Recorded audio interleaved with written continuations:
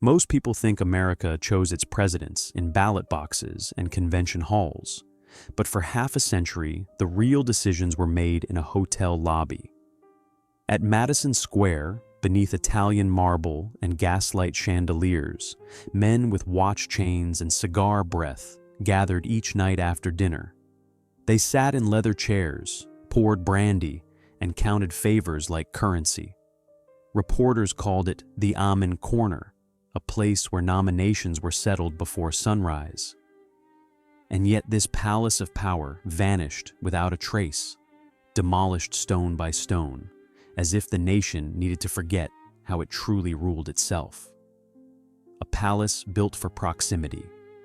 When the Fifth Avenue Hotel opened its doors, it promised luxury, but its true offering was something far more valuable than comfort.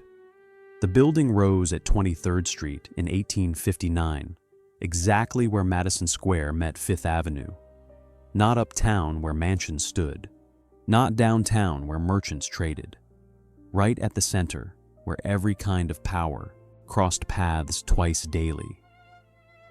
Amos Eno understood what he was building. A merchant who made his fortune selling dry goods, he studied maps of Manhattan like battle plans. He watched omnibus routes. He counted pedestrians at intersections. He knew that influence required proximity more than splendor. The hotel stood 6 stories tall, white marble facing the street, 200 rooms inside, gas lighting in every hallway, hot and cold running water, an American novelty that astonished European visitors who still relied on servants carrying pitchers.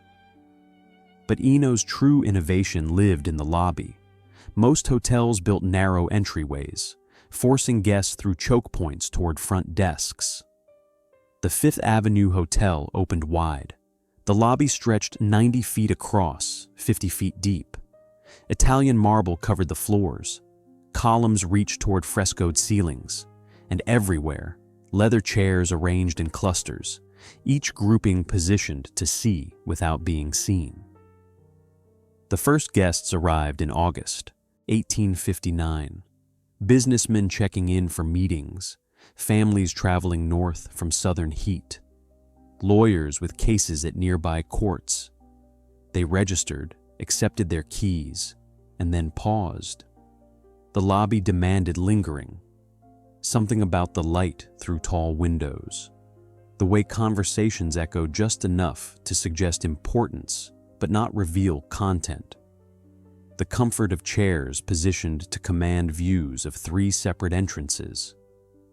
Guests found themselves sitting down before climbing to their rooms.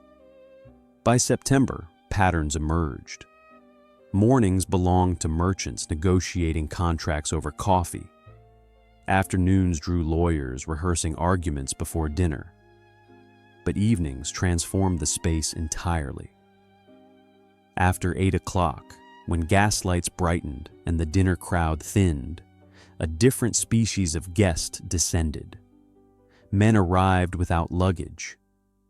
They shook hands with precision, measuring grip strength and duration. They selected chairs with calculated casualness, always keeping sightlines clear to doorways. They ordered brandy, but rarely emptied their glasses. And they talked in voices just low enough to require leaning close.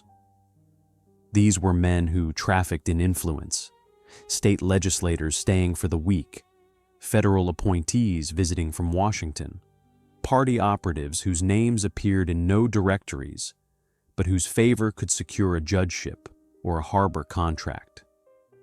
They recognized the Fifth Avenue Hotel's true architecture immediately. The building offered access, not the formal access of scheduled meetings and announced visits, not the public access of campaign rallies and convention halls.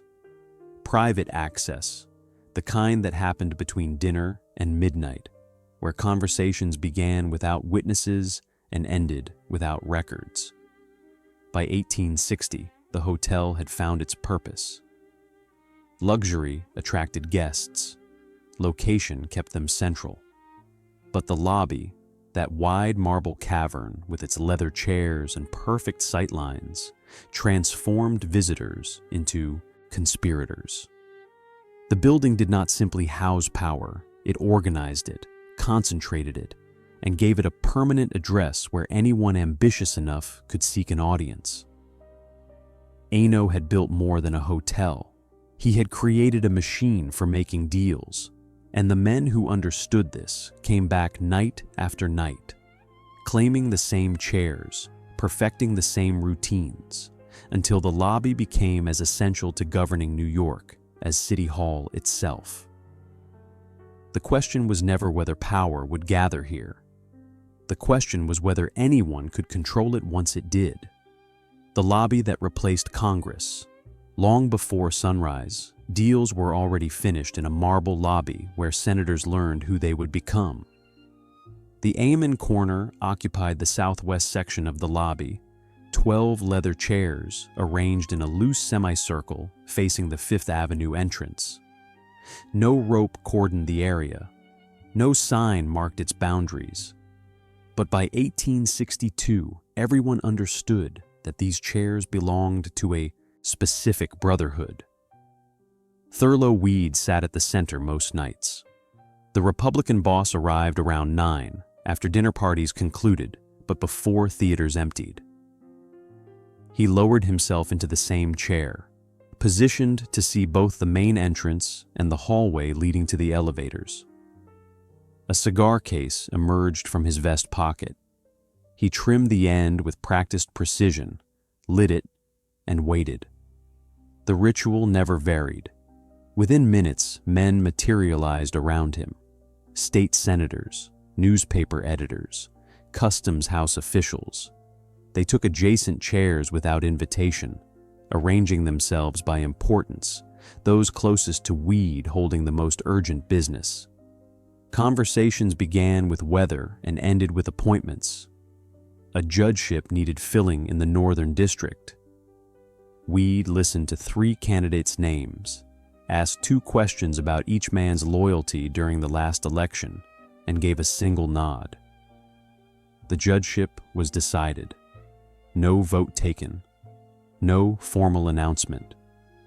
Just a nod in a hotel lobby, and by morning the governor would receive the appropriate recommendation. The genius of the Amen Corner was its visibility. Unlike backroom meetings in private clubs or mansion parlors, these gatherings happened in public. Guests crossing the lobby could see the semicircle of chairs, recognize Weed's profile, observe the steady traffic of supplicants. The openness created an illusion of accessibility while the reality remained ruthlessly exclusive. You could see power being transacted. You simply could not access it without invitation. William Marcy Tweed joined the corner in 1863. The Tammany Hall leader claimed the chair directly to Weed's left, a positioning that announced their alliance, despite representing opposite parties. Where Weed dealt in state patronage and federal appointments, Tweed controlled municipal contracts and immigrant votes. Together, they formed a bipartisan machine that could elect judges, place customs officials, and determine which businesses received city paving contracts. The lobby became a second legislature. Bills that passed at Albany often died at the Fifth Avenue Hotel, killed by a quiet word from Weed to the relevant senator. Contracts the city awarded downtown were frequently decided uptown in leather chairs where Tweed sketched arrangements on the back of calling cards. The formal machinery of government continued operating, but increasingly it merely ratified decisions already made beneath Italian marble and gaslight. Journalists recognized the pattern immediately. By 1865, reporters from the Tribune and the Herald stationed themselves at nearby tables each evening, notebooks ready, watching the corner like astronomers tracking planets. They invented the name Amen Corner, suggesting these men functioned as a political congregation where Weed and Tweed served as high priests, blessing or condemning petitioners. The name stuck because it captured the essential truth. Men came to the Ichis in corner seeking favor. They stated their cases, offered their credentials, and waited for judgment. A nod meant salvation. Silence meant damnation. And the congregation said, "Amen," by returning the next night, perpetuating the system through their participation. But the corner's power rested on more than personality. The lobby's architecture enabled the system. Those 12 chairs commanded views of every entrance, making it impossible for anyone to enter the hotel without being observed. The marble floors amplified footsteps, announcing arrivals 30 seconds before faces became recognizable. The frescoed ceilings created acoustic dead zones where conversations at one cluster of chairs remained inaudible to the next. The building was not a neutral container. It was an active participant, shaping behavior through design. Guests who might have plotted in private offices found themselves drawn to the lobby's theater of power. Politicians who might have met secretly chose the corner's semi-public stage, understanding that being seen in conversation with Weed or Tweed carried its own currency. By 1867, the Fifth Avenue Hotel lobby had achieved something unprecedented in American politics. It had become a permanent institution, a physical location where governance happened as reliably as at the Capitol building, but without any constitutional authority, electoral mandate, or public accountability. Senators scheduled visits to New York around corner hours. Presidential candidates included the lobby in their campaign itineraries, knowing that nominations required Weed's approval more than primary victories. Cabinet members sent emissaries to take the temperature of the room before proposing policies. The hotel's nightly guest registry read like a directory of American power. Edwin Stanton, William Seward, Salmon Chase, Ulysses Grant. Each name represented not just a visitor, but a pilgrim, someone who understood that the real business of governing required an audience with the men in the corner. And every night, as gas flames brightened and cigar smoke thickened, the lobby filled with an energy that no congressional chamber could match.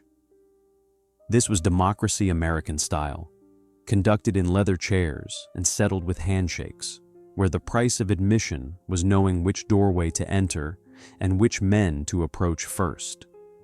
The Amen corner was not secret. It was simply selective. And that made all the difference. When power found its address. By the 1870s, anyone seeking influence knew exactly which doorway could change their life. Ulysses Grant chose room 412 as his Manhattan headquarters. The war hero turned president kept the suite year-round, whether he was in residence or not. The rent alone cost $3,000 annually, equivalent to what a skilled tradesman earned in 5 years. But Grant understood the mathematics of proximity. A permanent address at the Fifth Avenue Hotel placed him within a 5-minute walk of 30 federal offices, 24 banking headquarters, and the Amen Corner's leather chairs. He arrived without ceremony most trips. A closed carriage stopped at the Madison Square entrance. Grant stepped out wearing civilian clothes, a cigar already lit. He nodded to the doorman, crossed the lobby in under a minute, and disappeared into the elevator. By the time news of his presence spread, he was already upstairs receiving visitors in a suite that smelled of tobacco and whiskey. The meetings followed a pattern. Republican operatives arrived first, delivering intelligence from contested districts. Grant listened more than he spoke, grunting affirmation or shaking his head to indicate rejection. Next came businessmen seeking tariff adjustments or railroad subsidies. Grant directed them to the appropriate cabinet secretary, occasionally scribbling a note of introduction. Finally, after midnight, old military colleagues appeared for bourbon and war stories. But Grant's true business happened downstairs. Each evening around 10, he descended to the lobby and took a chair near the Amen corner without actually joining it. The positioning was deliberate, close enough to signal alignment with weed and the machine, distant enough to maintain presidential dignity. Men approached with careful deference, stated their business quickly, and departed.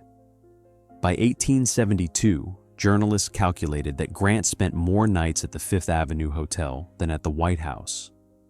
The statistic outraged reformers who saw it as evidence of corruption. Grant saw it as efficiency. Why travel to 20 different offices when every relevant player passed through one lobby? Chester Arthur perfected the hotel's social machinery. Before his unexpected elevation to the presidency, Arthur lived permanently in room 317. A customs collector with expensive tastes, he understood that influence required performance. Each evening, he appeared in the lobby, dressed as if attending a state dinner. Tailored coat, silk cravat, fresh boutonniere. He never sat. Instead, he circulated through the room, pausing at different chair clusters, dispensing gossip and collecting intelligence.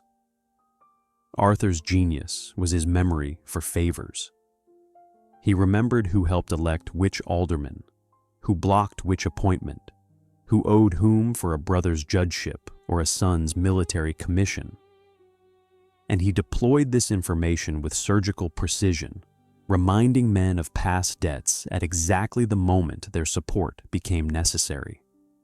The lobby rewarded this behavior. Its open floor plan allowed Arthur to move freely between groups, appearing to include everyone while committing to no one. The marble floors announced his approach with satisfying clicks of expensive shoes. The tall windows behind him backlit his silhouette, adding theatrical dimension to every entrance. The building itself became Arthur's stage, and he performed nightly to audiences who understood they were watching power being cultivated. By 1876, the Fifth Avenue Hotel had achieved total dominance over American political culture.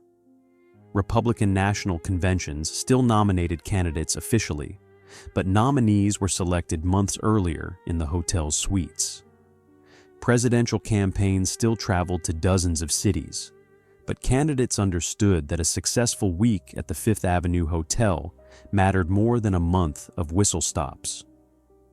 Reform newspapers still denounced machine politics, but reformers themselves booked rooms when they needed to negotiate with the bosses. The building had become mandatory. Governors scheduled visits.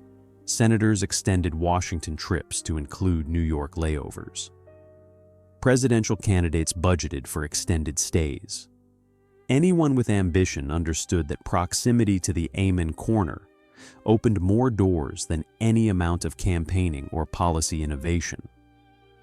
The hotel's restaurant fed 400 guests nightly. The bar served 60 gallons of whiskey weekly. The tobacco stand sold 3,000 cigars monthly.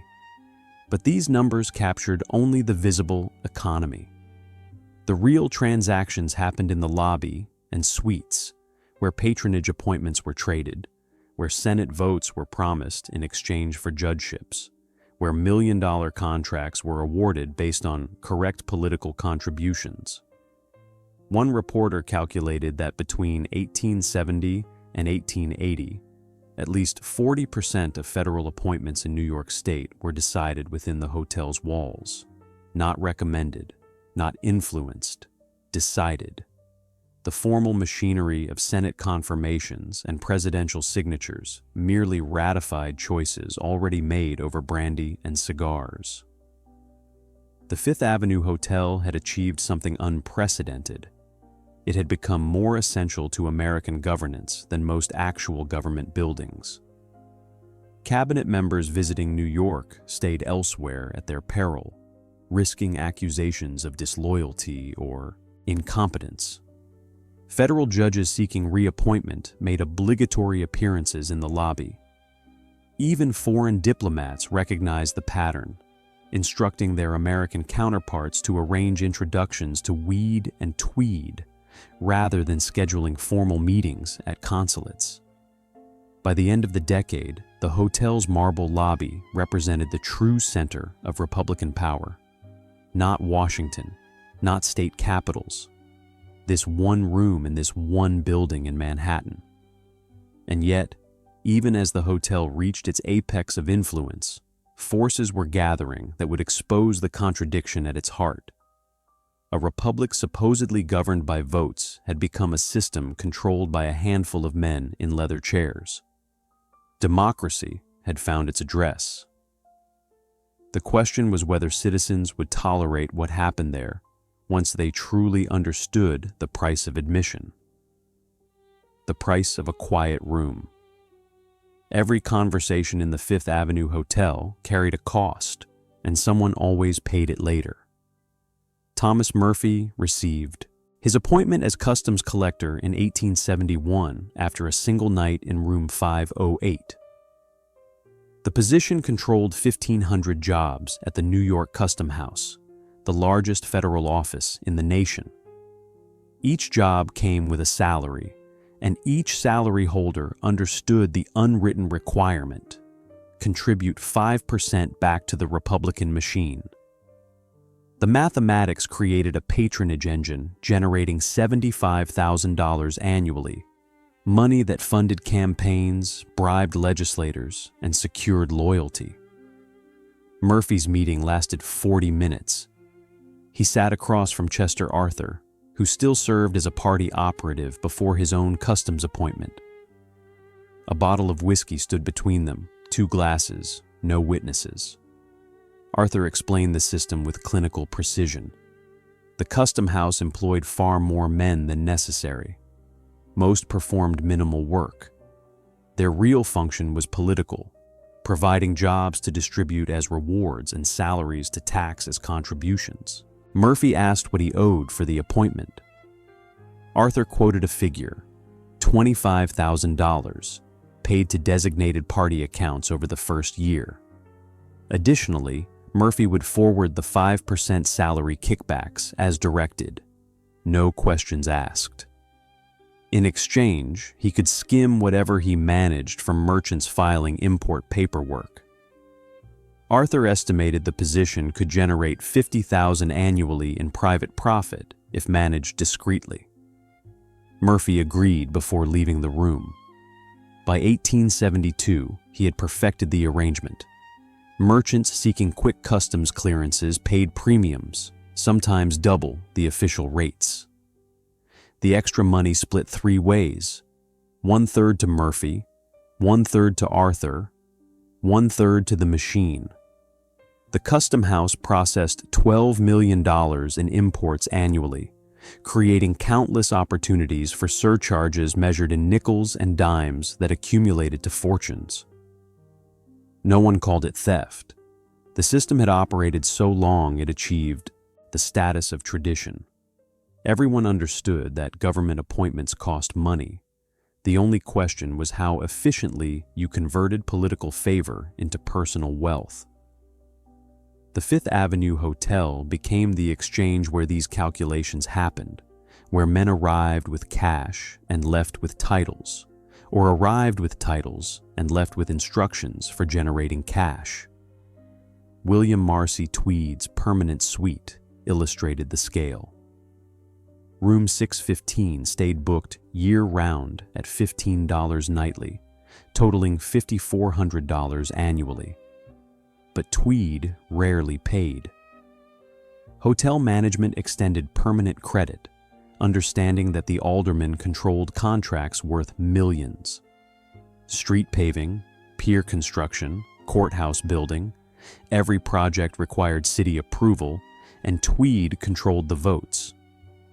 The hotel received its compensation differently. When the city awarded contracts, friendly companies won bids. Those companies charged inflated rates, often triple fair market value. The I. Extra money circulated back through political accounts, some reaching Tweed directly, some distributed to loyal aldermen, and some finding its way to the Fifth Avenue Hotel as payment for other services rendered. One invoice from 1873 recorded the city paying $85,000 for furniture in a building Tweed controlled. Investigation later revealed the actual furniture cost $12,000. The difference evaporated into accounts held by men who regularly met in the hotel's lobby and suites. The genius of the system was its diffusion. No single transaction looked criminal. A hotel extending credit to a prominent guest seemed reasonable. A businessman paying premiums for faster customs processing appeared voluntary. A city paying high rates for furniture or paving suggested poor negotiation rather than graft. Only when viewed comprehensively did the pattern reveal itself as organized theft. By 1874, reformers began calculating total costs. The New York Times published estimates suggesting Tweed's ring had stolen $45 million from city coffers over 8 years. Other researchers pushed the figure to $75 million, closer to $1.5 billion in later currency. But these numbers captured only municipal corruption. Federal patronage through the Custom House, state appointments managed through Albany connections, private contracts awarded to political allies. All this happened simultaneously, creating a web of extraction that turned the Fifth Avenue Hotel into the central counting house. The lobby's leather chairs were not free. Every man who sat in the Amen corner owed something to someone. Legislators owed their nominations to party bosses. Bosses owed their power to deliver jobs and contracts. Jobs required government appointments. Appointments required campaign contributions. Contributions required extracting money from either taxpayers or businessmen. The circle closed on itself, creating a permanent machine that demanded constant feeding. Room rates told part of the story. Standard accommodations cost $3 to $5 nightly in 1875. The hotel's 200 rooms, operating at 80% occupancy, generated roughly $200,000 annually in legitimate revenue. But the building's real income came from indirect sources. Businesses seeking city contracts knew to book expensive suites during negotiation periods. The gesture signaled seriousness and provided informal meeting spaces away from official scrutiny. A 3-week stay in a premier suite, costing over $300, bought access to decision-makers worth hundreds of thousands in contract values. The hotel never officially brokered these arrangements. It simply provided the stage where they naturally occurred. But everyone understood the exchange. The Fifth Avenue Hotel charged premium rates because it offered premium access. You were not paying for luxury. You were paying for proximity to the men who controlled public money. And yet the machine's appetite grew insatiable. By 1876, the percentages increased. Customs house workers surrendered 10% of salaries instead of 5%. City contractors paid 20% kickbacks instead of 15%. Federal appointments required larger upfront payments. The system demanded more because its operators needed more, their taste for luxury expanding with their power. Tweed's personal spending illustrated the escalation. Besides his hotel suite, he maintained a mansion on Fifth Avenue, a country estate in Connecticut, and a stable of thoroughbred horses. His annual spending exceeded $200,000, 20 times what his official salary provided.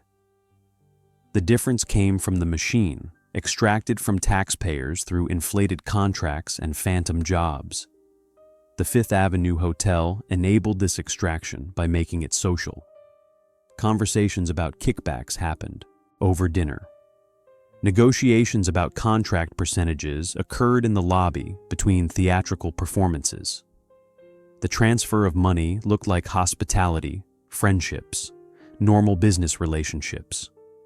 Only later, when prosecutors examined bank records and traced payment flows, did the criminality become obvious. But in the moment, sitting in those leather chairs beneath gaslight chandeliers, with marble under your feet and power all around you, the system felt inevitable. This was how things worked. This was the price of governing a modern city. And if that price happened to enrich the governors while impoverishing the governed, well, that simply reflected the natural order of talent and opportunity. The hotel's architecture reinforced this view. Its luxury suggested that wealth was normal, expected, deserved. Its openness created an illusion of transparency, while actual transactions happened in coded language and subtle gestures. Its permanence implied stability, as if political machines and patronage systems were as eternal as marble floors and frescoed ceilings. But nothing is eternal, not even buildings that believe themselves indispensable. Boss Tweed moves upstairs. When William Tweed took a permanent suite, corruption stopped visiting and started living there. Room 615 became Tweed's second office in 1873, though some argued it was his first. The suite occupied a corner position on the 6th floor, offering views north toward the emerging mansions of Upper Fifth Avenue and east across Madison Square, where Tammany Hall stood visible 10 blocks south. Tweed requested specific furniture: a desk sized for spreading construction plans, a conference table seating 8, and a private safe bolted to the floor behind a false panel. He conducted business there 6 days weekly. Mornings belonged to aldermen arriving with requests. A ward needed a new fire station. A district wanted street lamps installed. A neighborhood demanded better garbage collection. Tweed listened to each petition, calculated the political value, and either approved funding or explained why the request failed to serve Tammany interests. Every decision was political. No favor came free. Afternoons drew contractors. Men arrived carrying blueprints and bid proposals. They spread documents across Tweed's desk, pointing to specifications and timelines. But the real negotiation happened in numbers spoken quietly. A courthouse renovation bid at $300,000 might cost $150,000 to actually complete. The difference split predictably. 1/3 to Tweed personally, 1/3 to Tammany accounts, 1/3 to cooperative aldermen who would approve the contract. Tweed called this efficiency. Traditional bidding processes took months: competitive proposals, public hearings, formal approvals. His system completed the same transactions in single afternoons. The city got its building, the contractor got paid, everyone else got their percentage. The only losers were taxpayers who never saw the markup, and they were not invited to the negotiations. By 1874, investigators estimated Tweed's suite had processed $40 million in fraudulent contracts. The Ludlow Street Courthouse illustrated the system perfectly. Initial estimates priced the building at $250,000. Final costs exceeded $12 million, 48 times the original budget. Investigators later discovered that the building's actual construction cost under $3 million. The extra $9 million evaporated into political accounts, much of it negotiated in room 615 between Tweed and contractors, who understood that objecting meant never winning another city project. The furniture alone told the story. One invoice charged the city $40,000 for chairs and tables in the courthouse. Market value, $6,000. The difference disappeared. Another bill charged $1 $133,000 for carpets. Actual cost, $30,000. The pattern repeated across dozens of invoices, each inflated to create surplus cash that circulated through accounts controlled by men who met regularly at the Fifth Avenue Hotel.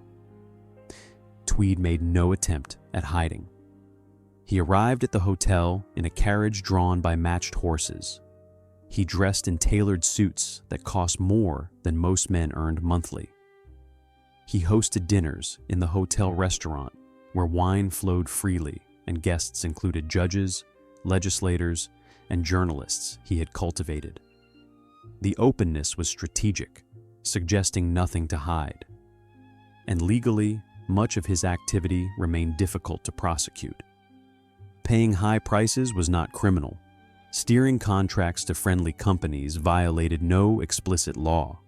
Accepting campaign contributions, even large ones, fell within political norms. The machine operated in spaces where law remained vague, where custom and practice outweighed written rules. But public opinion was shifting. By 1874, newspapers published detailed exposés about Tweed's empire. The New York Times led the campaign, printing figures that shocked readers. $45 million stolen, 125 fake contractors receiving payments, ghost employees drawing salaries for jobs that did not exist. The numbers grew more damning with each edition. Tweed responded by tightening control. He increased the frequency of meetings in his hotel suite, sometimes hosting 3 separate delegations daily. He accelerated contract approvals, trying to extract maximum value before reform pressures forced changes. And he cultivated journalists, offering exclusive access and generous gifts to those who softened their coverage. The Fifth Avenue Hotel became his fortress. Security was informal but effective. Desk clerks recognized Tweed's enemies and delayed their room assignments. Elevator operators reported who visited which floors. Lobby staff noted conversations between suspicious parties. The building protected its most valuable tenant through dozens of small actions that together created an intelligence network. But Tweed's immunity was cracking. In July 1871, the Times published concrete evidence of fraud, printing copies of actual vouchers showing inflated charges. The documents came from a disgruntled city employee with access to accounting ledgers. Suddenly, abstract accusations became specific crimes, complete with dollar amounts and dates. Tweed tried to buy the newspaper. He offered the Times $5 million to kill the investigation.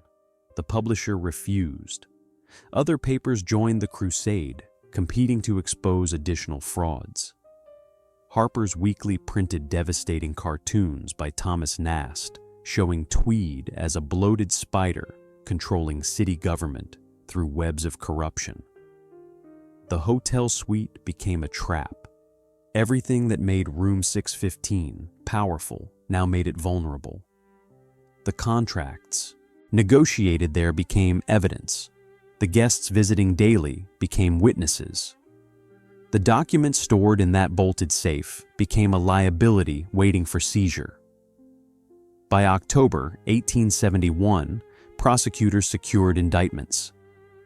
Tweed was charged with stealing $6 million, though everyone knew the real figure climbed far higher. His first trial ended in a hung jury, evidence that his influence still reached courtrooms. But the second trial, in November 1873, produced a conviction.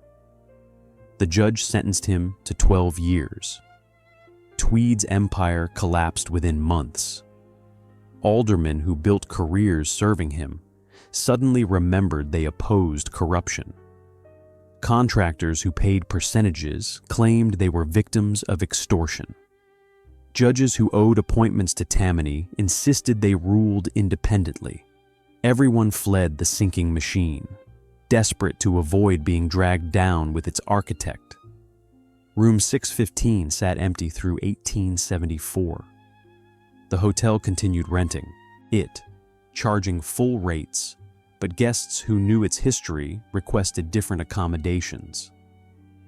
The suite carried a stain now, associated not with power, but with prosecution.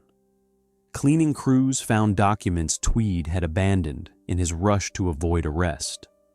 Account ledgers, contract proposals, letters from contractors confirming percentage arrangements. All of it became evidence in subsequent trials. The machine survived Tweed's fall, but transformed. Younger bosses learned from his mistakes. They avoided permanent suites that could be raided. They stopped keeping written records of illegal arrangements. They distributed decision-making across multiple people, preventing any single leader from controlling enough to threaten the entire organization. But they still came to the Fifth Avenue Hotel. The lobby remained essential, the Amen Corner still functioned, and political power still required access to this particular building. Tweed's mistake was not doing business here. His mistake was believing the building's protection was absolute, that marble walls and leather chairs could insulate him from the rising demands for accountability. The suite stayed empty for 2 years before the hotel finally removed Tweed's name from the guest registry.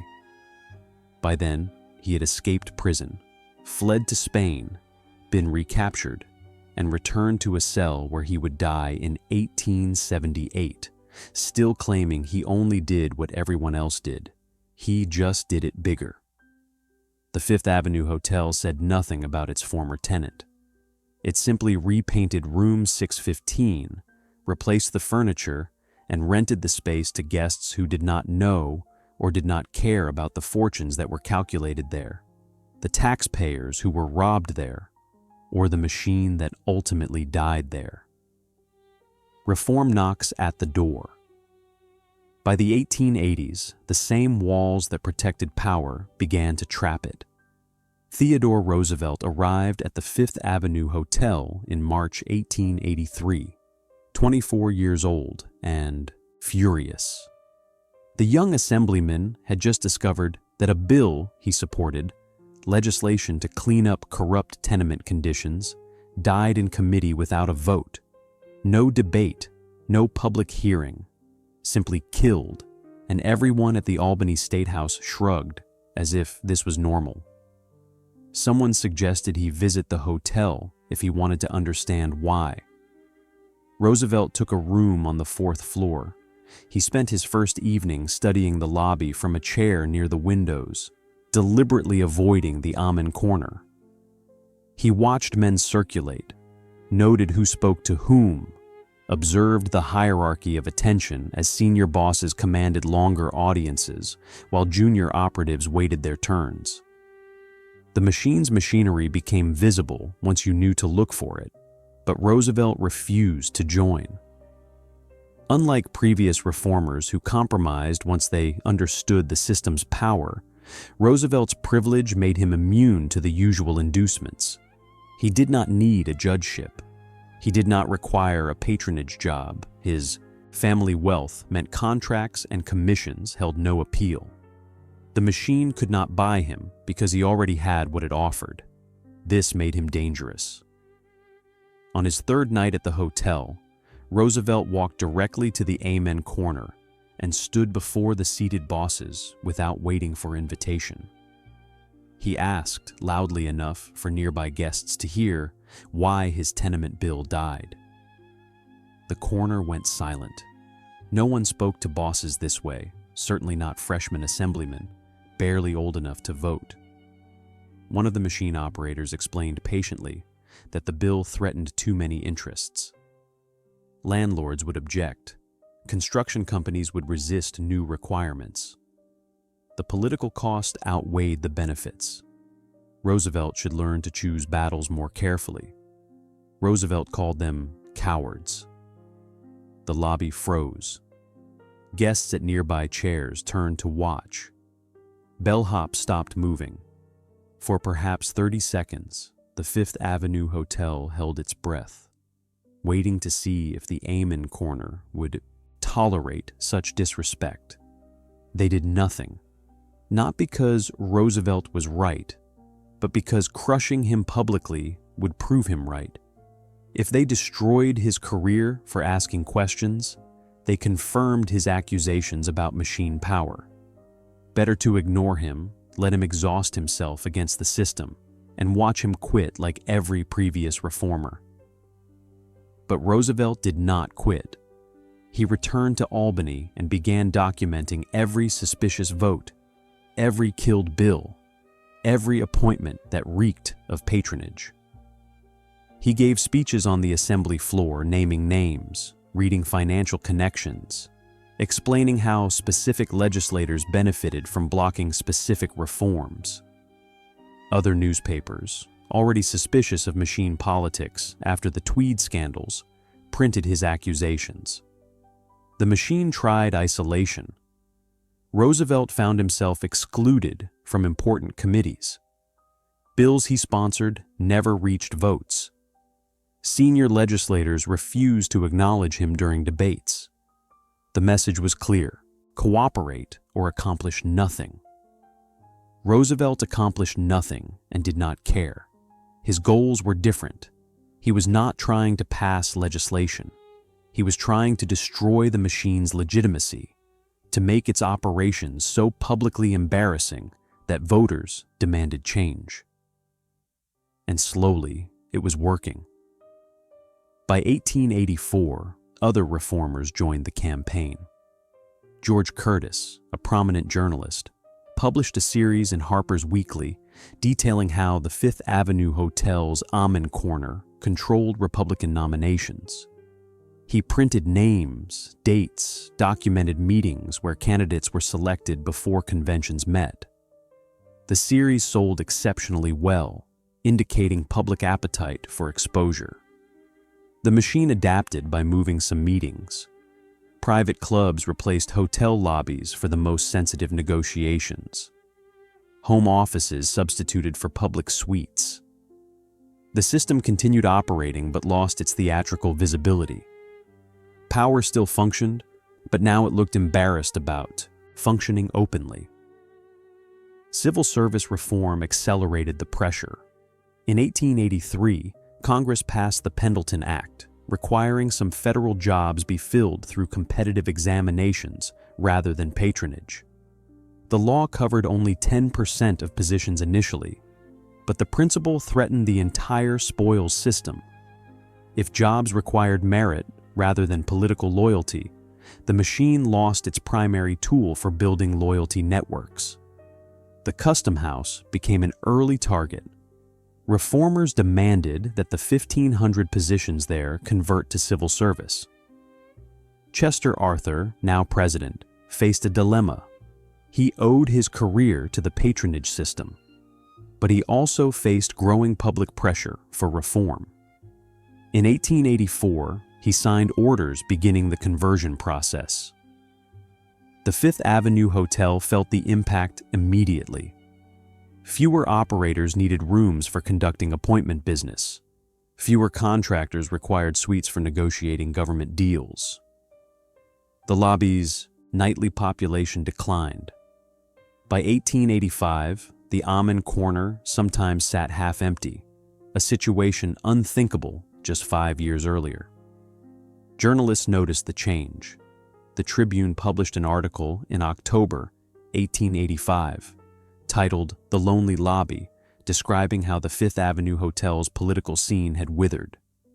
The piece quoted hotel staff who confirmed fewer prominent guests, quieter evenings, and a general sense that the center of power had shifted elsewhere. Some bosses tried to maintain tradition. Thomas Platt, who succeeded Thurlow Weed as Republican kingmaker, still kept regular hours at the hotel through the late 1880s. But his influence operated differently. He could not simply decree appointments. He had to navigate civil service rules. He could not kill bills through whispered conversations. He had to mount public campaigns. The machinery still turned. but friction had increased dramatically. The hotel's management recognized the existential threat. Revenue from political guests had never been recorded separately, but everyone understood that premium suites and extended stays depended on the building's reputation as a power center. If politicians stopped coming, businessmen would follow. If the Amen Corner became irrelevant, the entire hotel risked becoming just another expensive accommodation in a city building newer, more luxurious alternatives. Attempts at reinvention began subtly. The hotel emphasized its restaurant's French cuisine. It advertised renovated suites with modern amenities. Management courted theatrical companies and visiting celebrities, trying to replace political prestige with cultural cachet. But these efforts felt desperate, like a former champion insisting it still mattered after losing its crown. By 1888, the pattern was clear. The Fifth Avenue Hotel remained open, still profitable, still hosting guests. But its essential character had transformed. It was no longer the place where presidents were chosen and governors installed. It had become a hotel where such things used to happen, a distinction that mattered enormously to both guests and staff. Roosevelt, meanwhile, moved on to other battles. He left Albany for Washington, then served on the Civil Service Commission, and eventually became police commissioner of New York City. But he never forgot what he learned at the Fifth Avenue Hotel, that power protected by privacy eventually becomes vulnerable to exposure, and that buildings which house corruption eventually become monuments to it. The hotel tried to forget Roosevelt. Staff members avoided mentioning his confrontation with the Amen Corner. Management never referenced his reform speeches. The building attempted to continue as if nothing had changed, as if the last decade of exposure and scandal and civil service reform had not fundamentally altered American politics. But the empty chairs told a different story. And sooner than anyone expected, those empty chairs would multiply until the question was not who controlled the Amen Corner, but whether anyone remembered why it once mattered. When smoke-filled rooms failed. For the first time, deals made overnight unraveled by morning headlines. Benjamin Harrison's nomination should have been simple. The Republican convention met in Chicago in June 1888, but everyone understood the real decision happened weeks earlier at the Fifth Avenue Hotel. Thomas Platt occupied the Amen Corner, conducting meetings with state delegations, counting votes, assembling the coalition that would control the convention floor. Platt selected Harrison carefully. The Indiana senator had the right credentials: Civil War general, loyal party man, moderate positions that offended no major faction. More importantly, Harrison understood debts. He knew his nomination came from machine support, and machines expected payback in appointments and policy. The convention should have ratified the selection smoothly. Platt's delegates controlled enough votes on the first ballot to signal momentum. By the third ballot, wavering delegations would follow the winner. By the fifth ballot, Harrison would have his majority. Then everyone would return to New York, gather at the hotel, and begin dividing the spoils. But the convention did not cooperate. An insurgent candidate, James Blaine, rallied unexpected support. His delegates refused to shift toward Harrison despite Platt's signals.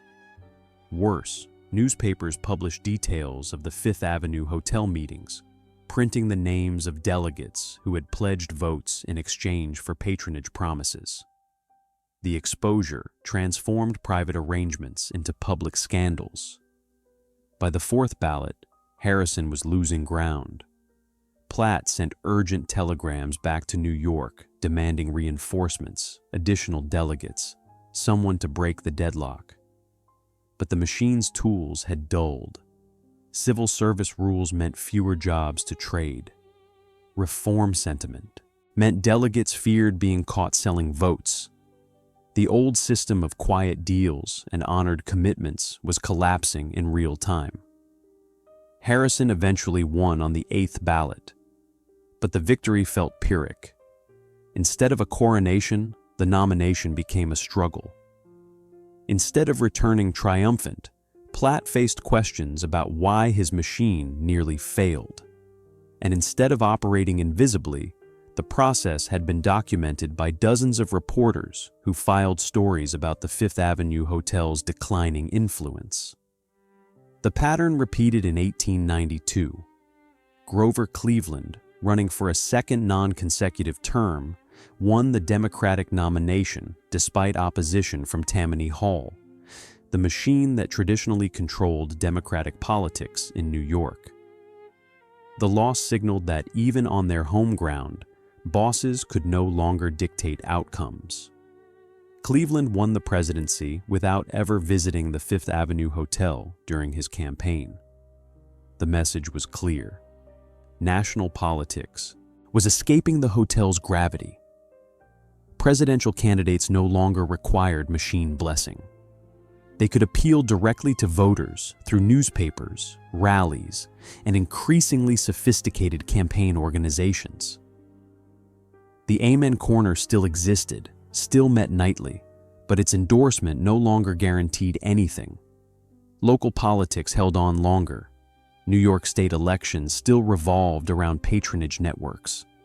Judgeships still required machine approval. But even here, the advantage was slipping. Reform candidates won occasional upsets. Good government leagues pressured legislature to adopt cleaner processes. Every victory for transparency was a defeat for the hotel's style of politics. The lobby reflected the shift. Where 20 years earlier, every chair filled by 8 in the evening, now guests had choices of seating. Where cigar smoke once created a permanent haze, now the air cleared by 10 o'clock. Where conversation buzzed constantly, now long silences interrupted by occasional meetings. The building sensed its decline, not consciously, of course. Marble and gas fixtures do not think. But in some metaphorical sense, the Fifth Avenue Hotel understood that its purpose was eroding. The architecture remained perfect for facilitating private deals, but the culture no longer tolerated that function. The lobby still commanded magnificent views, but politicians no longer cared about being seen there. Management tried to compensate through luxury improvements. In 1893, the hotel installed electric lighting, replacing gas fixtures that had served since opening. The change cost $30,000 and produced brighter illumination and reduced fire risk. But electricity also eliminated some of the atmosphere, the intimate shadows where whispered conversations happened naturally. The renovation attracted attention, but not the right kind. Newspapers praised the modernization. Society pages noted the hotel's commitment to current standards. But political reporters observed that fewer bosses attended the grand reopening party. The building was becoming respectable, just as respectability meant irrelevance. William McKinley's 1896 campaign marked a turning point. The Republican nominee ran a front porch campaign from his Ohio home, inviting voters to visit him rather than traveling to meet machines. When he did visit New York, he stayed at a different hotel, deliberately avoiding the Fifth Avenue's political associations. His campaign manager, Mark Hanna, operated from Cleveland, coordinating through telegrams rather than lobby meetings. McKinley won easily, and his victory proved a candidate could bypass traditional machines entirely if he built alternative structures. National campaigns no longer needed the Fifth Avenue Hotel. They needed money, which came from different sources. They needed coverage, which came from newspapers their campaigns cultivated directly. They needed votes, which came from organizing local clubs rather than negotiating with bosses. The Amen Corner held its last significant meeting in November 1898. Thomas Platt hosted a dinner in the hotel restaurant, attempting to reassemble the old coalition for upcoming state elections. 30 men attended, a decent showing. But during dinner, a reporter from the World appeared, notebook visible, asking questions about appointments. The guests scattered immediately, unwilling to be photographed or quoted. Platt realized the system had become unworkable, not because reform had destroyed machines, but because publicity had destroyed privacy. You could still trade jobs for loyalty. You could still coordinate campaigns through loyal operatives. But you could not do it in hotel lobbies where reporters watched and cameras might appear. Power required secrecy, and the Fifth Avenue Hotel could no longer guarantee that essential ingredient. By 1900, the corner sat empty most nights. Occasional guests occupied the chairs out of habit or nostalgia, but no significant business occurred there. The leather had worn thin from decades of use. The marble floor showed cracks from foundation settling. And the gas fixtures, though converted to electric, retained their old brass fittings like artifacts from a vanished era. The hotel management faced a crisis. Political guests had provided steady revenue and elevated prestige. Without them, the building was just another expensive hotel in a city building newer alternatives at rapid pace. The Waldorf had opened in 1893, offering more luxury at comparable rates. The Astor was under construction, promising to surpass both in scale and amenities. The Fifth Avenue Hotel was becoming obsolete, not its physical structure, which remained sound, not its location, which was still central, but its reason for existing, its essential identity as the place where power gathered, that had evaporated. And without that purpose, the building was just 6 stories of marble and brass, expensive to maintain and increasingly difficult to fill. The question was no longer whether the hotel could recover its influence. The question was whether it could survive at all without it. Luxury without purpose. A hotel built for influence suddenly found itself hosting guests who no longer mattered. The guest registry from 1902 reveals the transformation. Wealthy families traveling between summer estates, businessmen attending corporate meetings, tourists visiting New York for entertainment rather than ambition. The names still sounded impressive, still represented money and status. But they lacked the weight of earlier decades when senators and cabinet members filled the same pages. The hotel management studied the numbers with growing concern. Occupancy rates held steady at 75%, respectable but not exceptional. But the average length of stay had plummeted. Where political guests once booked suites for weeks or months, new guests stayed 2 to 3 nights.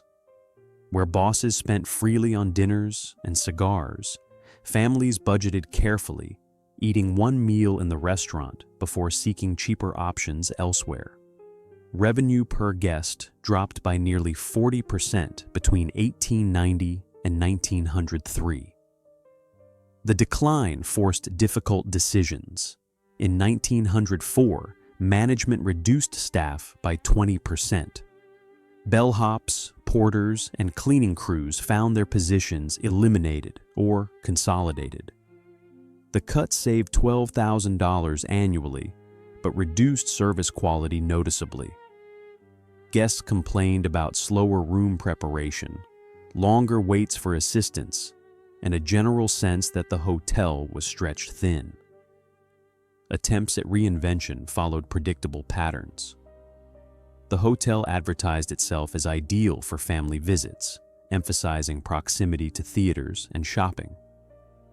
Marketing materials highlighted the restaurant's cuisine, the lobby's architectural beauty, and the building's historical significance. But these efforts competed against newer hotels that offered similar amenities without the Fifth Avenue's aging infrastructure. The Waldorf Astoria had become the new standard. Opening in 1893, then expanding in 1897, the Waldorf offered 13 stories, 500 rooms, and modern conveniences the Fifth Avenue Hotel could not match. Electric elevators moved faster. Bathrooms featured improved plumbing. Guest rooms included telephones and temperature controls. Most importantly, the Waldorf had no association with machine politics, making it safely luxurious without controversial history. Society followed the shift. Prominent families who traditionally stayed at the Fifth Avenue began booking the Waldorf instead. The change appeared in gossip columns and social registers.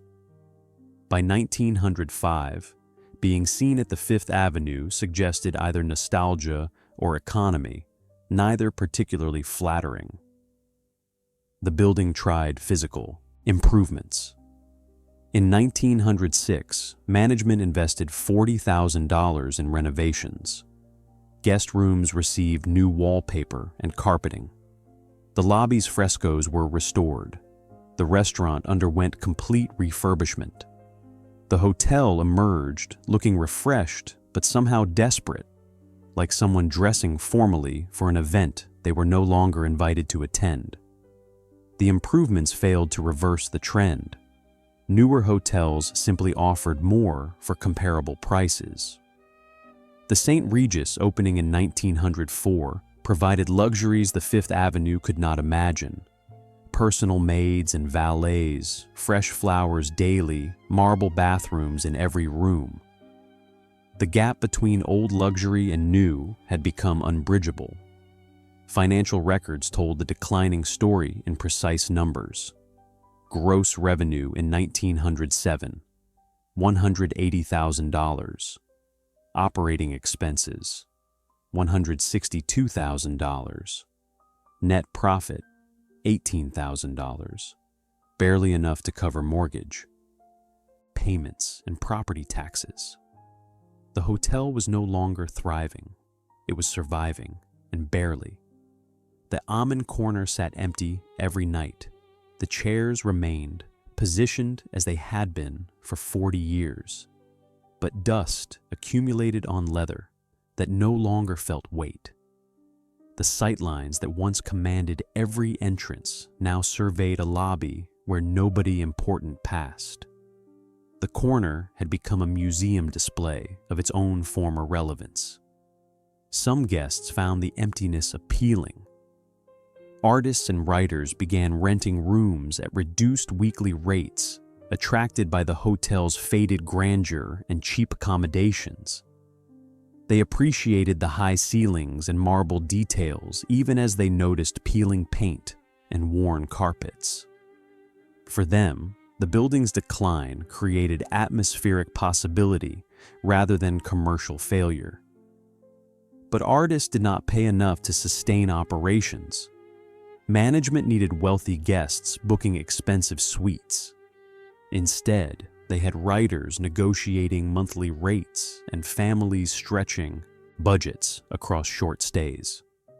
The mathematics did not work.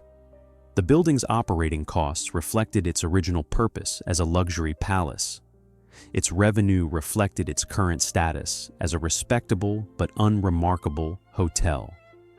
By 1907, the ownership group faced reality. The building would never recover its political importance.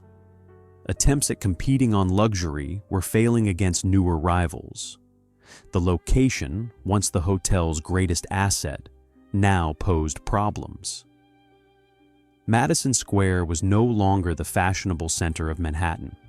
Society and business had migrated north, following the expansion of Fifth Avenue into residential neighborhoods that made the hotel seem downtown, old, associated with a vanishing city. Demolition was discussed quietly.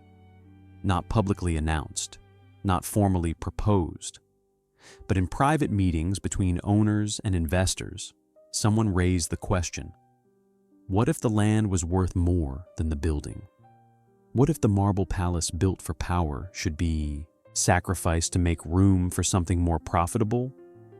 The calculation was brutal but logical. The lot measured approximately 22,000 square feet. At 1907 prices, the land alone was worth roughly $2 million. More importantly, zoning changes now permitted taller buildings. Where the Fifth Avenue Hotel rose 6 stories, new construction could reach 15 or 20 stories, quadrupling rentable space. An office building would generate far more revenue than any hotel. Office tenants signed long leases, providing stable income. They required less service staff than hotel guests. They generated minimal complaints compared to temperamental travelers. And most importantly, commercial real estate was booming while luxury hotels faced increasing competition. The proposal gained support through 1907. Initial architectural sketches showed a 15-story office tower with ground floor retail. The design maximized square footage, providing 300,000 square feet of rentable space versus the hotel's 60,000. Even assuming conservative rental rates, the office building would generate triple the revenue while requiring half the operating cost. The decision became inevitable. Not because the Fifth Avenue Hotel failed completely, but because it succeeded insufficiently. A business generating $18,000 annually could not compete against a property capable of producing $60,000 or more. The building's survival depended on recapturing its political importance, and that was impossible. In November 1907, the ownership group voted to demolish. The decision was not unanimous. Some investors argued for one more renovation, one more attempt at repositioning. But the majority recognized what the hotel itself had known for years. Its purpose had vanished, and purpose mattered more than marble. The announcement came in December. Newspapers reported the decision with more nostalgia than surprise. Editorial pages reminded readers of the hotel's historical significance, the presidents who stayed there, the political decisions made in its lobby. But even these retrospectives acknowledged that the building had become a relic, important for what it represented, but no longer relevant to current affairs. The Fifth Avenue Hotel would operate through the spring, closing in June 1908, with demolition beginning immediately thereafter. Staff received the news in January. Long-serving employees, some who had worked there for decades, faced unemployment. The hotel offered modest severance payments, enough for a month or two while they sought other positions. Some found jobs at newer hotels. Others left hospitality entirely, their skills tied too closely to a type of service that no longer existed. The building itself prepared for death. Maintenance became minimal. Why invest in repairs for a structure months from demolition? Guest rooms were no longer renovated between stays. Lobby fixtures went unpolished. The marble floors, once gleaming, grew dull from reduced cleaning schedules. The hotel aged visibly, as if aware it was dying and unwilling to pretend otherwise. Final guests in those last months experienced a peculiar atmosphere. Everything still functioned adequately. Rooms remained clean enough. Service continued professionally. But a sense of ending permeated the building.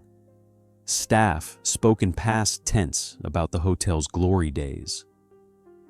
Guests wandered the lobby as if visiting a memorial. The place that once commanded the future now existed only to commemorate its own past. And everyone understood that when the doors finally closed, something more than a hotel would disappear. the vote to erase it. In 1908, demolition was approved with barely a protest. The final political meeting at the Fifth Avenue Hotel happened in March, though nobody recognized it at the time. 3 state senators met in what used to be Tweed Suite, now stripped of furniture and marked for demolition. They discussed an upcoming vote on subway expansion, nothing significant, certainly nothing requiring privacy. But they chose this room out of habit, muscle memory from decades when important conversations happened here, rather than offices or restaurants. The meeting lasted 12 minutes. They reached agreement quickly, shook hands, and departed. Walking through the empty corridors toward the elevator, one senator mentioned that this was probably the last deal ever struck in these walls. The others nodded without comment. What was there to say? The building had served its purpose and outlived its usefulness. Sentimentality would not change the economic logic. By April, the hotel was accepting final reservations. Management set the closing date for June 15th, giving guests 3 months' warning. Longtime patrons booked farewell visits, wanting to experience the building one last time before its destruction. They brought cameras, a relatively new consumer technology, photographing the lobby and their rooms as souvenirs of a vanishing era. The images reveal an institution in decline. Carpets show wear patterns from 49 years of foot traffic. Wallpaper peels at corners where humidity damaged adhesive. Furniture sits arranged properly, but looking exhausted. The leather cracked, the wood scratched. The building appears tired, ready for rest. Historical societies expressed mild interest. The New York Historical Society requested permission to salvage architectural elements for preservation.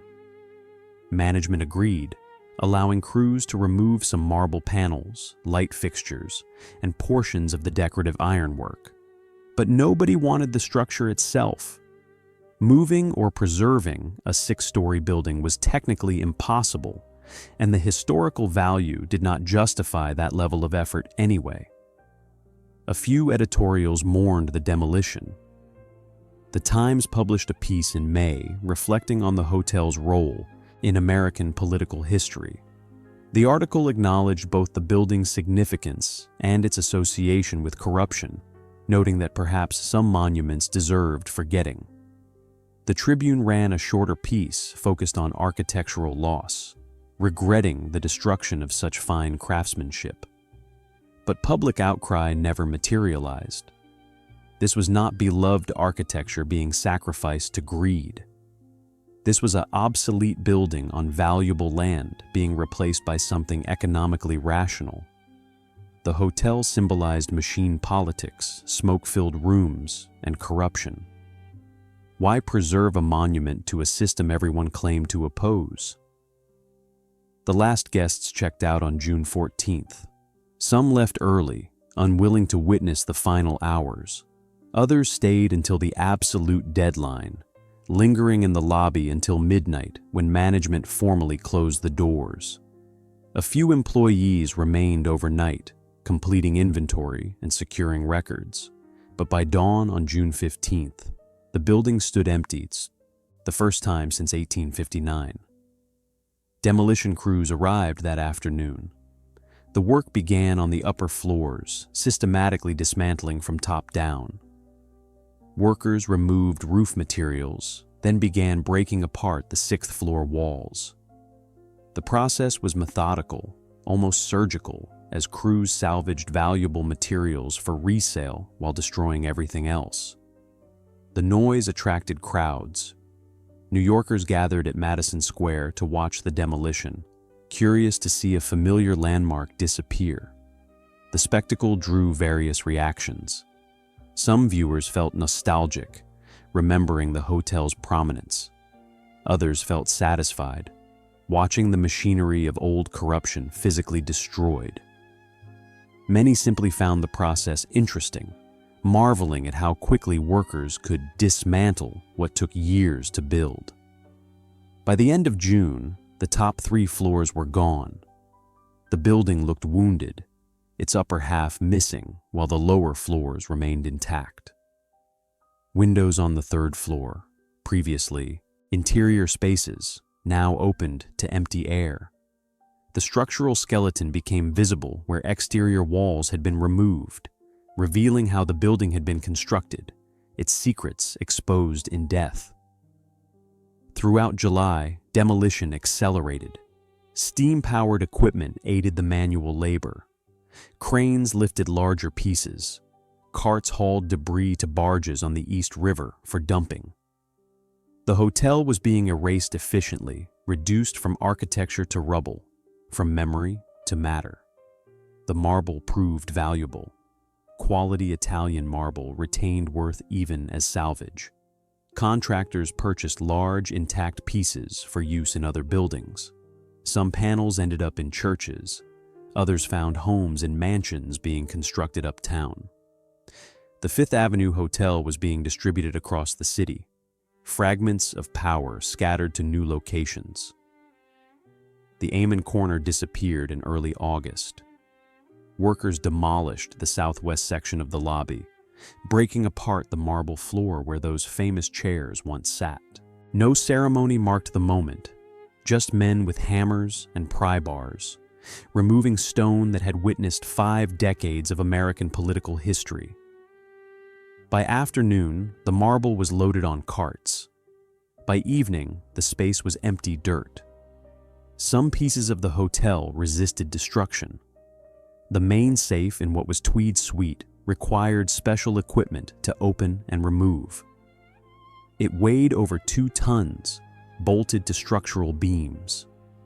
Workers spent 3 days cutting it free, finally lowering it through the gutted floors to ground level.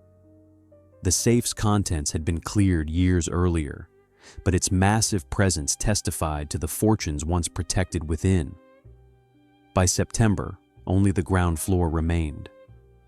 The building looked like a temple ruin, columns supporting nothing, walls framing emptiness. Architectural details that seemed impressive as part of a complete structure now looked pathetic in isolation. A decorative cornice meant to cap the building sat at ground level, its grandeur depending on context it no longer possessed. The foundation came last. Crews excavated the basement, removing the mechanical systems, the storage rooms, the service passages that kept the hotel functioning. This infrastructure was invisible to guests, but essential to operations. Boilers that heated water, pipes that distributed it, storage for coal and ice and supplies. All of it was broken apart and hauled away. By late September, nothing remained but empty land, 22,000 square feet of vacant dirt in the middle of Manhattan. The lot looked smaller than expected. When occupied by the hotel, the property seemed massive. Empty, it appeared modest, making observers wonder how so much history fit in such limited space. A few artifacts survived intentionally.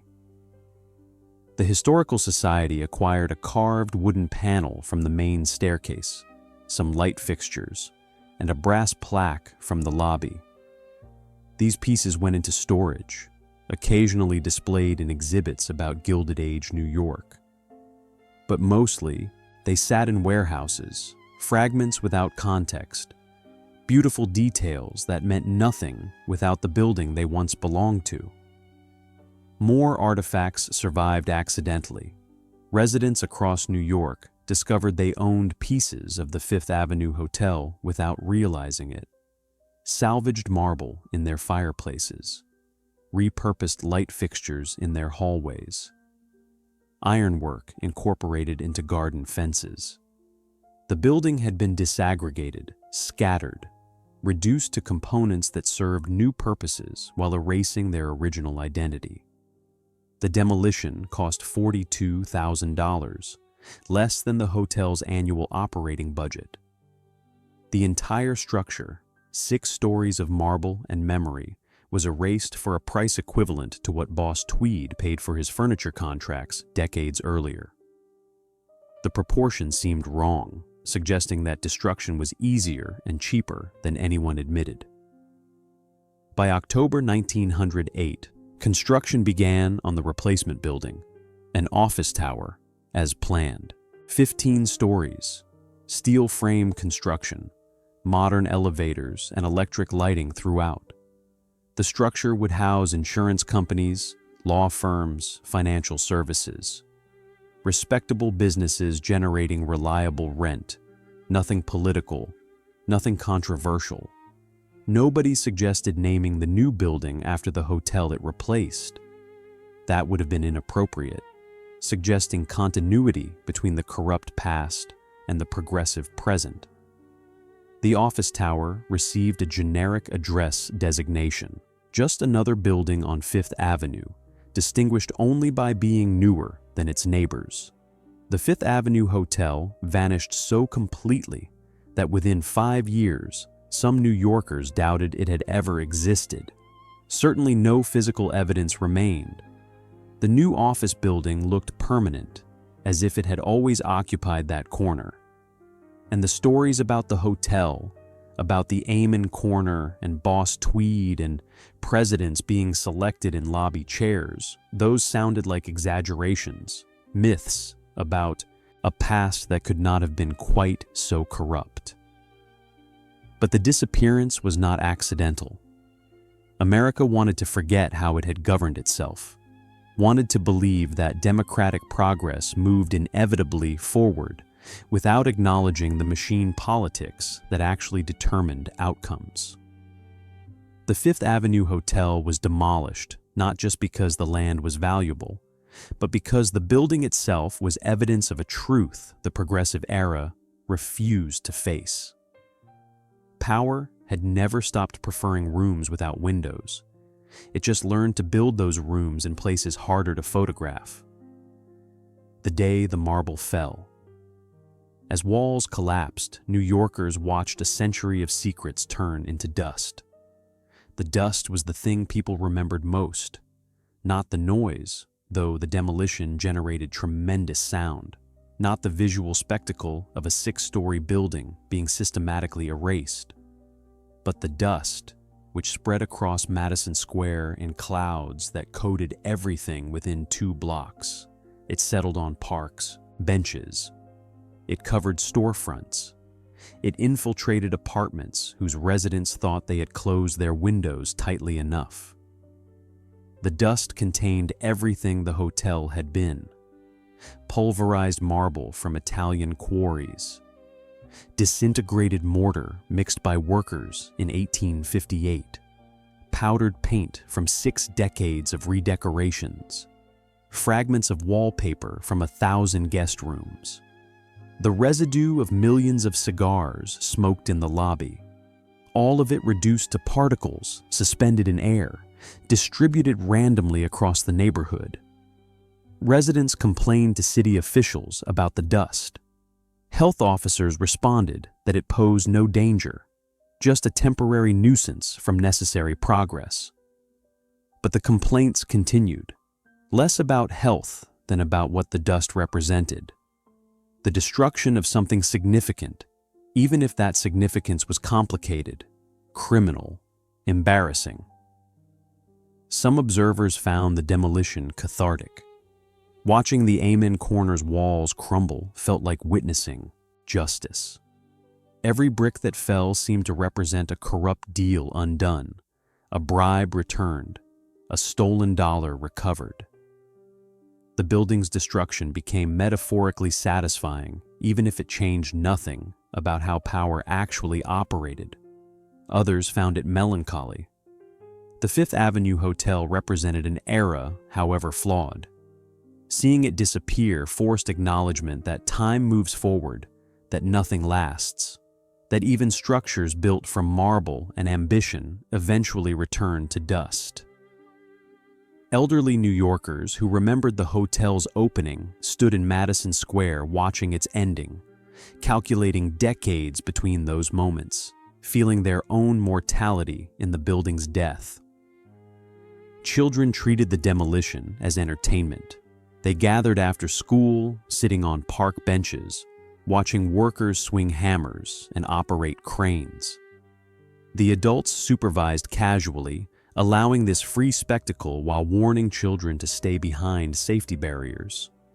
The kids did not understand the history. They simply enjoyed watching destruction, the way children always have. Photographers documented the process extensively. Glass plate cameras captured the progressive dismantling. The images show a building in stages of erasure, intact, wounded, skeletal, gone. Published in newspapers and magazines, these photographs created a visual record of disappearance, proof that the hotel actually existed before nothing remained. One photograph became particularly famous. Taken in late July 1908, it shows the partially demolished building with Madison Square in the foreground. The hotel's upper floors are gone, but the lobby level remains intact. The architectural proportions look wrong, the building mutilated. Viewers found this image disturbing, seeing something recognizable transformed into something alien. The caption read, "Progress replacing politics."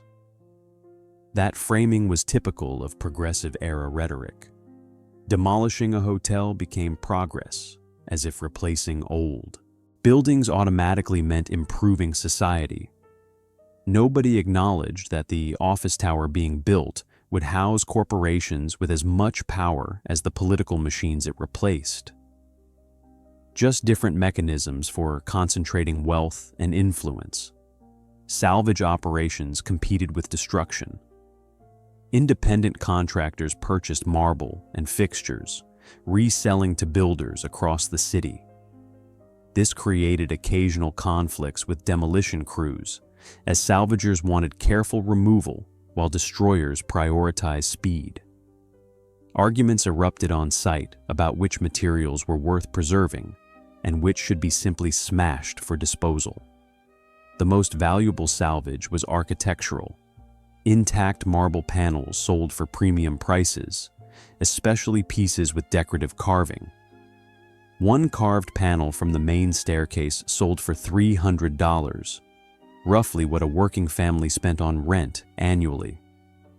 The buyer installed it in a Fifth Avenue mansion, where it served no functional purpose, but testified to the owner's wealth and taste. Light fixtures found ready markets.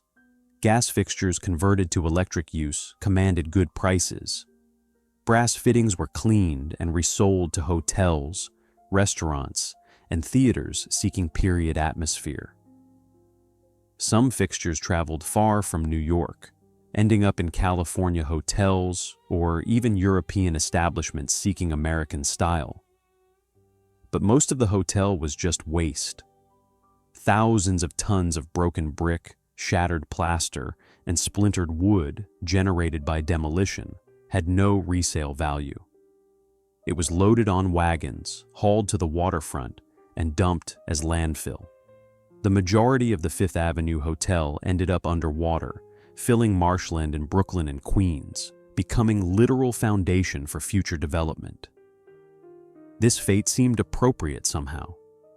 The building had served as foundation for political careers, patronage networks, and corrupt fortunes. Now its physical materials would serve as foundation for ordinary buildings, housing ordinary people. The transformation from significance to infrastructure felt like justice of a sort. Workers completing the demolition were unremarkable men, immigrants mostly, Irish and Italian laborers who swung hammers for daily wages. They did not care about the building's history. They cared about steady employment, about earning enough to feed families, about finishing the job safely. To them, the Fifth Avenue Hotel was just material to be removed, no different from any other demolition project. This lack of sentiment troubled some observers. Shouldn't someone care about what was being destroyed? Shouldn't the demolition feel significant rather than routine? But that reaction missed the point. The building's importance was always abstract, dependent on who occupied it rather than its physical substance. Empty, it was just brick and marble waiting to be repurposed. The total demolition generated approximately 8,000 tons of material. Stone, brick, mortar, wood, metal, glass, plaster. 8,000 tons broken into manageable pieces and distributed across the city or dumped as fill. The hotel had weighed this much when occupied, though nobody thought about weight while it served as a functional building. Quantifying demolition revealed the hotel's physical reality. It had been massive, requiring substantial foundation to support its weight. It had been expensive, with materials worth tens of thousands of dollars, even as salvage. It had been crafted, built by skilled workers using techniques requiring years to master. All this was true simultaneously with its function as a political machine's headquarters. The contradiction was essential. The Fifth Avenue Hotel was beautiful architecture used for ugly purposes. Eliminating it did not eliminate corruption. Preserving it would not have preserved anything worth keeping. The building existed in moral ambiguity that demolition could not resolve, only conclude. By October 1st, 1908, the site was empty. Vacant land where a hotel stood for 49 years.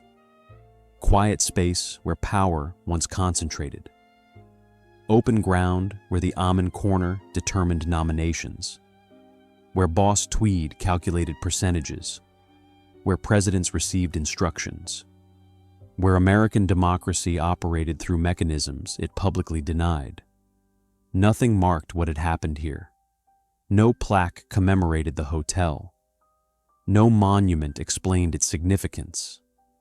The historical erasure was complete. The progressive era wanted to believe it had moved beyond machine politics, and forgetting the Fifth Avenue Hotel made that belief easier to sustain. But the dust lingered. Even after demolition completed, even after the site was cleared, even after new construction began, the dust remained.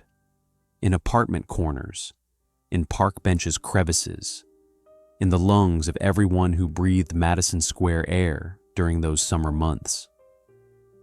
The hotel was gone, but not quite vanished, still present as residue, as evidence, as the ghost of what American power actually looked like when witnessed honestly. Power finds. New Room's corruption did not die with the hotel. It simply learned new architecture. Within a year of the demolition, the system reconstituted in new locations. Charles Murphy, who succeeded Tweed as Tammany Hall leader, operated from a private townhouse on East 17th Street. Instead of public lobby meetings, he received visitors in a second-floor parlor, accessible only by invitation. The informality disappeared, replaced by formal appointments and careful vetting. But the business remained identical, trading favors, arranging positions, calculating percentages. The privacy enhanced efficiency. No reporters could observe who visited. No photographers could document meetings. No reformers could count attendees and draw organizational charts. Power was conducted behind closed doors, literally in spaces where observation required either invitation or illegal trespass. Thomas Platt relocated operations to the Manhattan Club. The private organization on Madison Avenue restricted membership to approved Republicans. Inside its walls, Platt reconstructed the Amen Corner's functionality within a legally protected space. Members could gather, discuss strategy, negotiate positions without any public watching. The club's rules forbade guests who were not members, creating an impermeable barrier to outsiders. This was the new model. Private spaces replaced public lobbies. Formal organizations replaced informal gatherings. Legal protections replaced social conventions. The machinery of machine politics continued operating, just less visibly. Democracy was not cleaner. It was simply harder to photograph. Corporate power adopted the same strategy. Where Gilded Age influence concentrated in hotel lobbies, progressive era power migrated to boardrooms. J.P. Morgan conducted business from his private library on East 36th Street, a building that welcomed only those he invited. John D. Rockefeller worked from offices at 26 Broadway, secured behind receptionists and appointment schedules. These locations offered total control over access. Nobody wandered into a private library or a corporate office and sat down expecting conversation. Everyone entering these spaces had been screened, approved, and scheduled. The spontaneity of hotel lobbies, the possibility that anyone might witness or overhear significant exchanges, was eliminated completely. Government adapted as well. Officials still made decisions in private, but now they called it executive privilege rather than machine politics. The president's cabinet met in the White House, away from public observation. Senate negotiations happened in committee rooms rather than lobby chairs. The processes looked official, constitutional, proper, but outcomes still depended on who had access, who controlled key positions, who could influence decision makers. Reform had not eliminated the Fifth Avenue Hotel's essential function. It had simply distributed that function across multiple locations and disguised it with formal procedures. Instead of one building where power concentrated, now dozens of buildings housed pieces of the machine. Instead of visible gatherings that reporters could observe, now private meetings occurred behind security barriers. The system was less honest, but equally effective. Patronage continued through 1910, 1920, and beyond. Civil service rules covered more positions, but exceptions remained for thousands of jobs requiring political approval. Presidential appointments still depended on machine support. Congressional careers still required backing from party bosses who operated invisibly from private clubs and townhouses. One journalist calculated in 1915 that New York still employed 12,000 workers whose positions existed primarily for political purposes. Street cleaners whose districts did not need cleaning. Courthouse staff whose offices had no work. Inspectors whose inspections were pro forma. All paid from public funds. All expected to contribute portions of salaries to machine accounts. The percentages had decreased from Tweed's era, but the principle survived intact. Some reformers recognized the pattern. Lincoln Steffens wrote extensively about how corruption simply evolved rather than ending. His 1904 book, The Shame of the Cities, documented machines across America, showing how different locations developed similar systems for converting public resources into private benefit.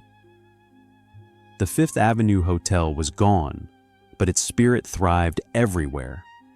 But most Americans preferred believing in progress. The narrative that reform succeeded was psychologically necessary. People needed to think that exposing corruption eliminated it, that passing laws changed behavior, that destroying monuments to machine politics meant destroying machines themselves. The alternative, acknowledging that power simply adapted, was too discouraging. Architecture reflected this self-deception. New office buildings emphasized transparency, with large windows and open floor plans suggesting nothing hidden happened inside. Government buildings adopted neoclassical designs evoking Roman republicanism, associating themselves with civic virtue. Hotels marketed themselves as family-friendly destinations rather than power centers. But the new architecture simply made the same activities harder to witness, Glass windows mean nothing when important meetings happen in interior rooms. Open floor plans do not prevent private offices from existing. Family-friendly hotels do not stop businessmen from conducting deals in those same lobbies, just more discreetly than previous generations. The Fifth Avenue Hotel's demolition accomplished one thing definitively. It eliminated the most visible symbol of how American politics actually functioned. With the building gone, reformers could point to empty land and declare victory over corruption. Citizens could visit Madison Square and see no evidence of machine politics, confirming their belief that democracy had improved. Meanwhile, in townhouses and private clubs and corporate boardrooms across Manhattan, men still gathered to trade favors, calculate percentages, and determine who would hold power. They just did it in rooms without lobbies, in buildings without names that appeared in newspapers, in spaces that were architecturally designed to prevent anyone from remembering that this was how things still worked. The lesson was clear. Power does not require specific buildings. It requires proximity, privacy, and mutual benefit among people who control resources. The Fifth Avenue Hotel concentrated those elements visibly for 5 decades. Its demolition scattered them invisibly across the city. The system survived because it never depended on marble and gaslight. It depended on human nature, on the persistent reality that some people control access to jobs, contracts, and opportunities, and everyone else must negotiate with those gatekeepers. Demolishing the hotel changed nothing except making the truth harder to see, which was perhaps the real goal all along. What the empty square remembers today, nothing marks where presidents were chosen except the absence itself. The office building that replaced the Fifth Avenue Hotel stood until 1978. 70 years after the hotel's demolition, developers raised the office tower to construct something larger. The 16-story replacement lasted only 2 decades before another developer purchased the property in 1998 and built taller still. Each generation erased the previous structure, maximizing density, pursuing profit, forgetting history. The current building knows nothing of what preceded it. Its ground floor houses retail chains, their corporate identities interchangeable across cities. Upper floors contain offices for technology companies, finance, firms, consultants whose business models would have been incomprehensible to Fifth Avenue Hotel guests. The architecture is glass and steel, designed to appear current rather than timeless. No plaque marks the site's significance. Walk through Madison Square today, and nothing indicates that presidential nominations were settled here, that municipal corruption was organized here, that American democracy operated in ways it publicly denied here. The absence is complete, as if the Fifth Avenue Hotel never existed. Historians occasionally publish articles about the building. Academic journals run pieces analyzing machine politics and the hotel's role. Dissertations examine Tweed's corruption or Roosevelt's reforms, with chapters situating events in the lobby's marble spaces. But these writings reach narrow audiences, specialists who already understand that history is more complicated than popular narratives admit. The general public knows nothing. Ask random New Yorkers about the Fifth Avenue Hotel, and most respond with confusion. Was that the Plaza? The Waldorf? Something that still exists uptown? The building has vanished so completely from cultural memory that even its name carries no recognition beyond vague association with the avenue itself. This erasure was intentional. Progressive-era Americans wanted to forget how they had been governed. They wanted to believe that democracy functioned through voting and debate rather than through lobby deals and patronage trades. The Fifth Avenue Hotel contradicted that belief too obviously, so it was demolished physically and forgotten culturally. But forgetting came with costs. By erasing evidence of how machine politics operated, Americans lost the ability to recognize when similar systems emerged in new forms. The mechanisms changed, the locations shifted, the rhetoric evolved, but the fundamental pattern persisted. Power still concentrates among people with access. Influence still depends on proximity to decision makers. Democracy still involves negotiations that happen privately before public ratification. The Fifth Avenue Hotel's destruction taught the wrong lesson. Reformers thought they had eliminated corruption by destroying its headquarters. They had actually just eliminated visibility into corruption. The system continued more discreetly in places harder to photograph and report. Transparency decreased even as the appearance of reform increased. Consider contemporary parallels. Fundraising dinners where access to politicians costs thousands of dollars per plate differ from the Amen Corner only in pretense. Private clubs where executives and legislators socialize replicate the Fifth Avenue Hotel's exclusivity with legal protection. The revolving door between government and industry creates patronage networks as effective as any Tweed managed. The architecture looks different. Modern power operates from office buildings, conference hotels, private jets. The settings feel official, professional, appropriate. But the essential transaction remains unchanged. Proximity to decision-makers costs money. Influence requires access, and democracy functions through mechanisms it does not publicly acknowledge. Madison Square itself has transformed completely. The park was renovated in 1938, redesigned in 1988, updated again in 2007. Each generation reshaped the space according to contemporary tastes, eliminating traces of previous eras. Trees planted in the 19th century died and were replaced. Statues were relocated. Pathways were rerouted. The square looks nothing like it did when the Fifth Avenue Hotel dominated its northern boundary. But the location retains strategic value.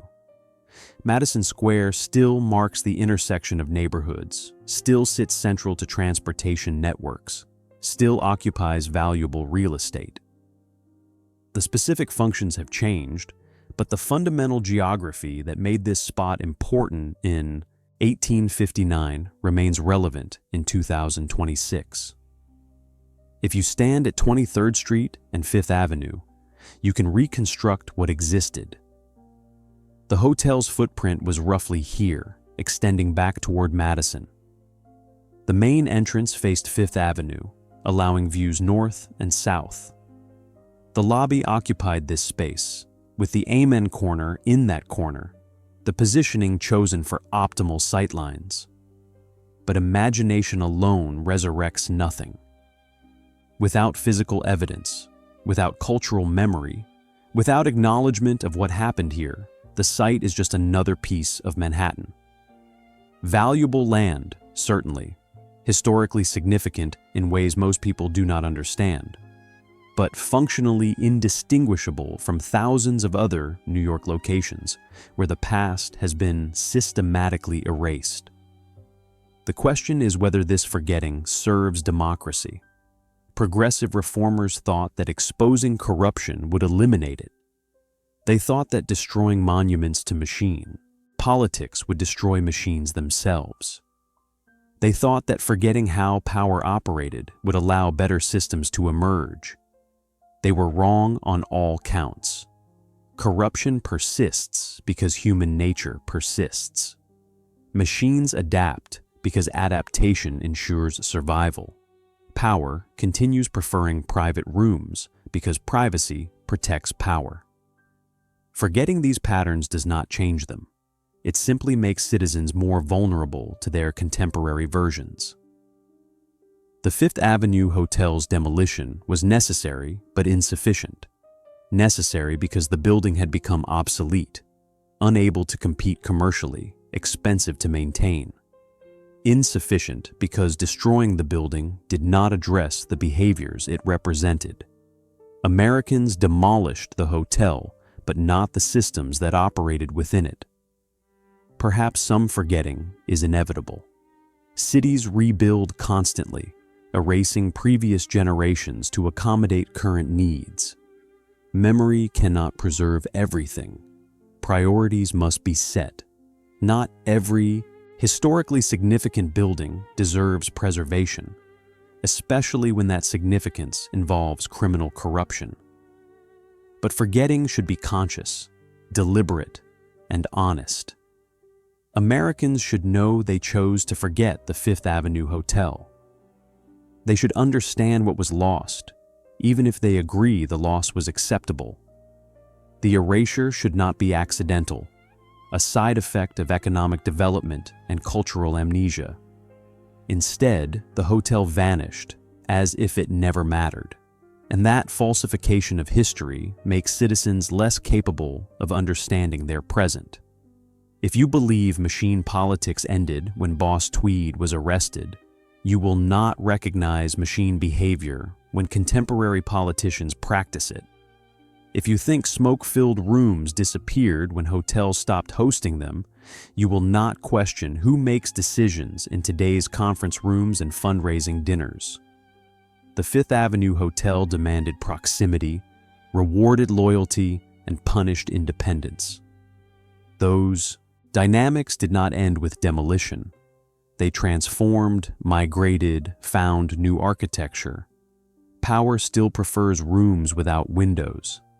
It just builds those rooms in places we are trained not to look. Madison Square offers no answers, only questions. What did we lose when this building disappeared?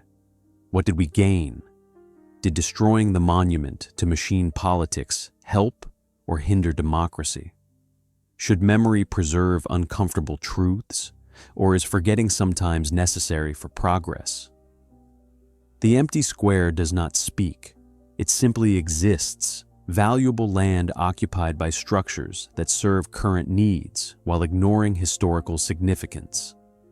The marble is gone, the gaslight extinguished, the leather chairs burned or salvaged or rotted decades ago. Nothing physical remains, except the pattern of how power operates, how influence trades hands, how democracy functions beneath its formal procedures. That pattern was visible at the Fifth Avenue Hotel, carved into its architecture, demonstrated nightly in its lobby. The building made the invisible visible, even if what it revealed was disturbing. And perhaps that visibility was the hotel's real crime, not the corruption it housed, which existed before the building and persisted after, but the fact that it made corruption observable, undeniable, impossible to ignore. Americans could walk past the Amen Corner every day and see their democracy being transacted. That sight became intolerable, so the building was destroyed, and with it went the most honest portrait of American power ever built in marble and gaslight. What remains is absence. Walk through Madison Square. Stand where the hotel once commanded. Look for evidence of what happened here, of how presidents were chosen and fortunes calculated, and the nation was governed. You will find nothing, just empty air, occupied only by the recognition that America preferred forgetting to remembering, preferred comfortable lies to uncomfortable truths, preferred the appearance of democracy to the reality of how power actually operates. The Fifth Avenue Hotel is gone, but everything it represented continues, hidden behind new doors, conducted in new rooms, justified by new rhetoric. Power still concentrates, access still matters, proximity still determines outcomes. We just do not build buildings that show us the truth anymore. We build buildings that help us forget. And Madison Square empty of history, accomplishes exactly what America needed: a place where nothing marks what happened, where absence replaces evidence, where citizens can walk freely without confronting how little their freedom actually mattered when decisions were made in rooms they could never enter. The hotel is gone. The pattern remains. And the square remembers nothing except what we refuse to acknowledge: that democracy has always required forgetting its own foundations, and power has always preferred rooms without windows, whether built from marble or memory.